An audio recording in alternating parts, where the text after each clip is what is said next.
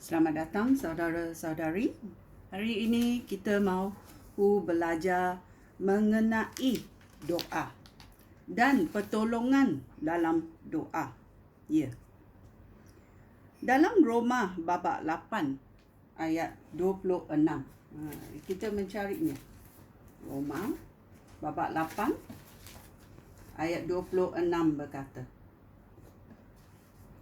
begitu juga Roh Allah datang menolong kita yang lemah ini. Kita tidak tahu bagaimana kita patut berdoa. Roh Allah itu sendiri bermohon kepada Allah di syurga dengan erangan yang tidak dapat diutarakan dengan kata-kata. Ya. Siapa yang boleh tolong kita berdoa? Iaitu Roh Kudus. Ya. Mari kita mendalaminya. Selidiki Lukas bab 12 ayat 12. Dia berkata, Roh Allah akan mengajar kamu apa yang harus kamu katakan pada waktu itu. Ya. Roh Allah ialah Roh Kudus Allah. Roh Allah akan mengajar kita apa yang harus kita katakan, ya. Ya. Dalam Efesus bab 3 ayat 16 dan 17 berkata, hendaklah kamu sentiasa gunakan kepercayaan kamu kepada Allah sebagai perisai di tangan. Dengannya kamu dapat memadamkan semua anak panah berapi daripada si jahat. Terimalah penyelamatan daripada Allah sebagai topi besi dan firman Allah sebagai pedang daripada Roh Allah. Ya, ini adalah alat-alat yang dikurniakan oleh Allah kepada kita. So, kita mesti menggunakan apa yang Tuhan kurniakan kepada kita. Ya, seperti hadiah. Bila saya memberi satu hadiah kepada kamu, kalau kamu tidak buka hadiah itu, kamu tidak tahu apa hadiah itu. Dan kalau kamu buka hadiah itu, kamu mesti mahu menggunakannya. Ya, itulah Allah memberi kita 7 alat untuk kita, ya. Dalam Efesus bab 6 ayat 14 sampai ke 18 kita tahu ada tali pinggan, ada perisai dada, ada kasut, ada perisai di tangan, ada topi besi, ada pedang Roh Allah dan juga senjata untuk berdoa. Itu adalah alat-alat yang dikurniakan oleh Allah kepada setiap orang yang percaya kepada penyelamatan Yesus Kristus, ya. Dalam Yudas, iaitu bab hampir terakhir, ya. Yudas bab 2 ayat 20, ya, ada satu babak saja. Ayat 20 berkata, kamu saudara-saudara aku, teruslah bina hidup yang berdasarkan kepercayaan kepada Kristus. Iman kamu sangat suci. Berdoalah dengan pimpinan Roh Allah. Ya. Tuhan sudah berkata iman kita suci. Bila kita menerima penyelamatan dari Yesus Kristus, darah Yesus menebus segala dosa kita dan kita menjadi suci. Ya, menjadi suci di hadapan Tuhan. Ya. Ini sangat penting, ya. Dalam Efesus bab 6 ayat 18. Banyak yang kita boleh selidiki, ya. Efesus bab 6 ayat 18 berkata, lakukanlah semuanya sambil berdoa untuk meminta pertolongan daripada Allah. Berdoalah sentiasa sebagaimana Roh memimpin kamu. Oleh itu, bersiap sedialah dan janganlah menyerah. Berdoalah sentiasa untuk semua umat Allah. Dia mengajar kita supaya berdoa sentiasa bila kita diiringi oleh Roh Kudus. Ya. Dan kita harus berdoa supaya Roh Kudus mengajar kita macam mana berdoa. Ya. Kerana doa itu adalah untuk berdamping dengan Tuhan, supaya kita tahu hasrat Tuhan. Dan Tuhan sudah tahu hasrat kita. Ya. Dan satu hadiah yang diberikan oleh Roh Kudus Allah adalah dalam 1 Korintius babak 12.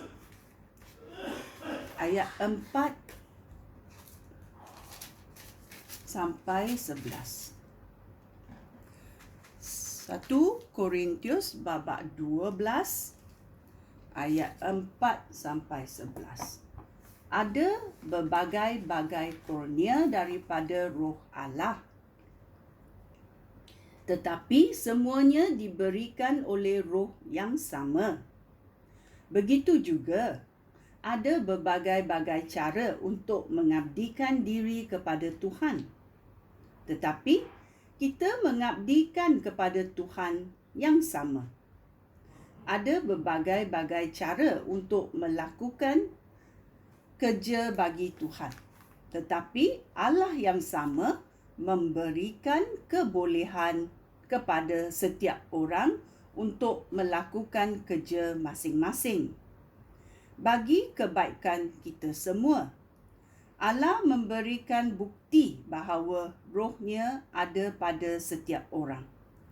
Ada orang yang dapat menyampaikan perkabaran yang penuh dengan kebijaksanaan. Ada orang yang dapat menyampaikan pengetahuan tentang Allah. Tetapi kebolehan-kebolehan itu diberikan oleh Roh yang sama. Kepada yang lain, Roh yang sama mengurniakan kepercayaan yang luar biasa kepada Kristus. Sedangkan kepada yang lain pula, Roh Kudus mengurniakan kuasa untuk menyembuhkan orang sakit. Kepada yang lain, Roh Allah mengurniakan kuasa untuk melakukan mujizat. Dan kepada yang lain pula, Roh itu memberikan kurnia untuk menyampaikan perkabaran daripada Allah kepada yang lain pula. Roh Allah mengurniakan kebolehan untuk berbeza-bezakan kurnia yang daripada Roh Allah dan yang bukan daripada Roh Allah. Ya, kita boleh membezakan Roh Suci Allah dengan roh yang bukan daripada Roh Allah. Ada pula yang dapat bertutur dalam pelbagai bahasa yang ajaib. Dan ada juga yang dapat menerangkan erti bahasa-bahasa itu. Tetapi semuanya dilakukan oleh Roh yang sama juga. Dia memberikan setiap orang kurnia yang berlainan menurut kehendaknya sendiri. Ya, dalam babak ini 1 Korintius babak 12, ya, kurnia Roh Allah. Kita tahu pertolongan kita datang daripada Roh Kudus Allah, ya. Dan kita jangan cemburu bila orang ada kurnia yang lain, ya, kerana Tuhan memberikan roh kurniaan yang berlainan menurut kehendak Roh Allah sendiri, ya. So kita jangan cemburu kepada orang lain yang mendapat kurniaan yang berlainan. Kita bersyukur kerana kita ada satu Tuhan yang tidak terbatas. Dia boleh mengurniakan semua kurnia yang berlainan kepada orang-orang yang berlainan mengikut, ya, mengikut apa kebolehan orang itu. Ya, kerana Tuhan tahu hati kita. Okey? Itulah kita mahu juga masuk dalam Amsal 15 ayat 8 berkata, Tuhan berkenan apabila orang baik berdoa. Ya. Dan ayat 29 berkata, Tuhan mendengarkan doa orang baik. Ya. Bila kita menerima penyelamatan ini daripada Yesus Kristus, kita menjadi terang dan kita mahu berbuat baik kerana kita dalam keterangan Tuhan. Ya. Dan Tuhan berkata, ya, dia berkenan apabila orang baik berdoa. Itulah pertolongan dalam doa datang daripada Roh Kudus. Dan kita mahu berdoa untuk kesenangan hati Tuhan. Kita mahu berdoa supaya kita tahu hasrat Tuhan. Kita juga mahu berdoa kerana ini adalah satu cara untuk berdamping dengan Tuhan. Maukah kamu berdoa? Mari kita berdoa bersama. Ya, terima kasih Tuhan. Terima kasih kerana pertolongan Tuhan adalah Roh Kudus. Terima kasih Roh Kudus kerana selalu membimbing kita dalam doa. Taruhlah rahsia Tuhan dalam hati kita supaya kita boleh berdoa. Ya, kita boleh tahu hasrat hati Tuhan. Ya, terima kasih Tuhan kerana Tuhan sudi datang bersama-sama untuk kita belajar untuk berdoa. Terima kasih Tuhan. Dalam nama Yesus kita berdoa. Amin.